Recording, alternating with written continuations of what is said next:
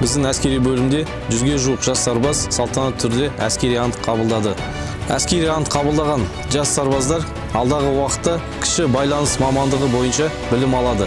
Әскери ант қабылдаған сарбаздарға отанындағы борыштарын адал атқарып, ата-аналардың үмітін ақтап, аман-есен үйлеріне оралуларына тілектеспін. Біз бүгін салтанатты түрде ант қабылдадық. Ант қабылдау мерекесіне ата-анамыз, бауырларымыз келіп отыр. Біз қарулы күштердің қатарына кіре отырып, әскери қызметті өткеруге дайынбыз. Барша қаруластарыма тілерім, әскери анттарына адал болып, және барлығын әскери ант қабылдауларымен құттықтаймын. Бүгін біз ұлымыздың әскери ант қабылдау мерекесіне құттықтауға келдік. Ұлымыздың әскери қатарда екеніне қуаныштымыз.